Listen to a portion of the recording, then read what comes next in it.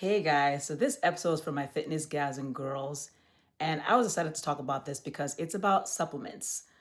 Honestly, there's so many supplements on the market that it's overwhelming, but if you're looking to look strong, feel strong, and enhance performance, I think this is for you.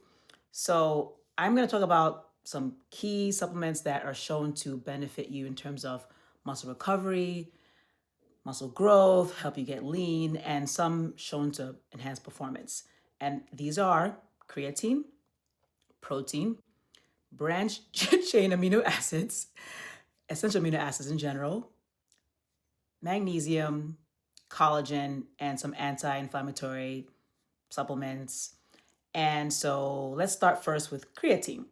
I have never used creatine, but I want to use it and I thought about it and now I have more knowledge about it. So, creatine has been shown to enhance muscle growth with sprint performance and enhance muscle strength. There are so many types of creatine out there, but the gold standard if you're looking for a product, it should be creatine monohydrates. And they recommend getting in 3 to 5 grams per day. It has also been shown to actually enhance muscle recovery. And it actually has more benefit when you're using it daily and you couple it with resistance training of over 8 to 12 weeks. So if you do this regularly for 8 to 12 weeks, you start to see some goals physically and you feel it as well. It doesn't matter what kind you get in. It could be a powder, it could be a gummy, it could be a liquid. Now, at the end of this, I'm going to share some links, but if you're more concerned also about making sure that what you're getting is healthy, you can go on this website called National Sanitation Foundation because it shows certain products, and it could be creatine and other supplements that have been tested to check for banned substances. And this is beneficial for people that are like professional athletes because when you do a race, they check you for substances and you want to make sure you're putting only clean tested products in your body. So the next thing I'm going to talk about is protein. Protein, we can all benefit because our bodies use muscle and our muscles are made of protein. So protein includes the branched chain amino acids because the building blocks of protein are amino acids. So protein intake has been shown to help with muscle repair, muscle recovery, muscle growth, and the recommended intake is 1.6 grams per kilogram per day up to 2 grams per kilogram per day. And I mentioned that in my earlier topics. Anything above 2 grams is a bit excessive, so stick to that and you'll be generally fine. A special mention for a type of amino acid is beta alanine. There are products that I never knew it existed, but now I know, and it's beneficial for resistance training.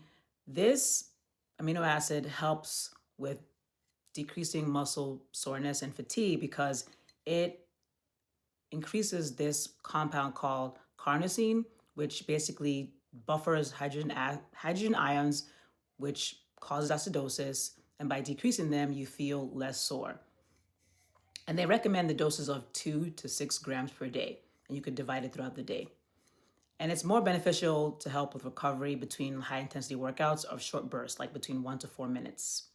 But you have to be careful, and that's why I said spread out the doses because it can cause paresthesias or tingling in the extremities if you take a lot in one dose.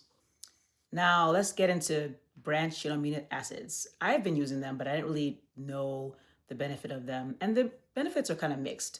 It does help with muscle recovery, but it doesn't really show enhancement of performance. But who doesn't want to feel better between workouts? So it doesn't hurt you, so try it. So branched chain amino acids are basically essential amino acids, basically amino acids that our bodies cannot make. We cannot synthesize. So you have to consume it in your diet in order to get it into your body. And they include isoleucine, lysine, and valine. And there's different forms out there. Generally, I see them mostly in powder. The doses are recommended to be 2 grams to 10 grams per day, and you can generally take it some before your workout, during your workout, and after.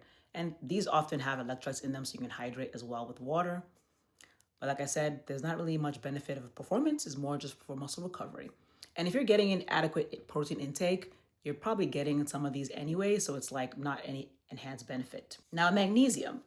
Magnesium is an element in our bodies, and it helps with muscle recovery and neuromuscular function like sleep. And it basically does the opposite of calcium. Calcium is an element that causes muscle contraction versus magnesium relaxes. So it is beneficial for muscle relaxation. Um, and you can use that for that purpose. But again, it doesn't enhance performance. It's more for like recovery between workouts. Doses recommended are 350 milligrams per day. And it's shown that if you take it at least for 10 days straight, you will have perceived decreased muscle soreness. And it actually may be more beneficial if you're already magnesium deficient. If you're already taking enough magnesium in your diet, it's just there. So let's talk about collagen. I have tried collagen powders in coffee, and basically, collagen has been shown to help with connective tissue health and your joints and your skin, but there's no real performance enhancing. But if you have, who doesn't want to have better skin? Who doesn't have better joints? So nothing wrong with taking it.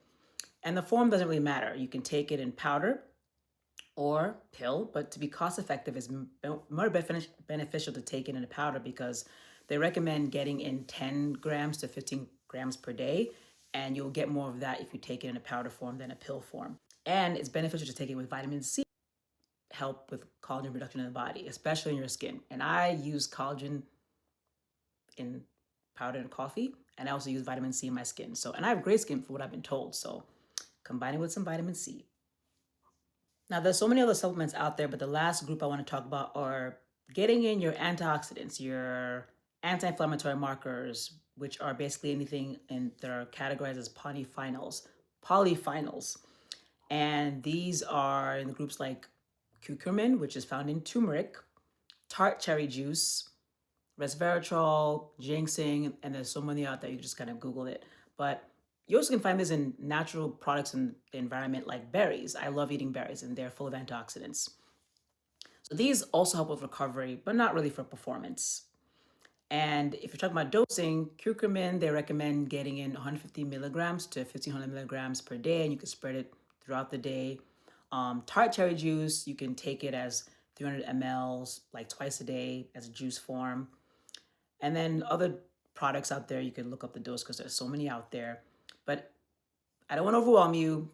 If you're curious about these products I've mentioned and you want to make sure that they're tested and they're generally safe, you can go on this website called National Sanitation Foundation, or nsf.org, and you can Google things and you can see. And also a great source for a lot of athletes and runners is thefeed.com. I get a lot of my products there, like my running gels. All these supplements could be on there too. And some of them are marked that they're NSF certified. So that's actually very helpful. So any other supplements you want to talk about, let me know. Stay tuned for the next episode.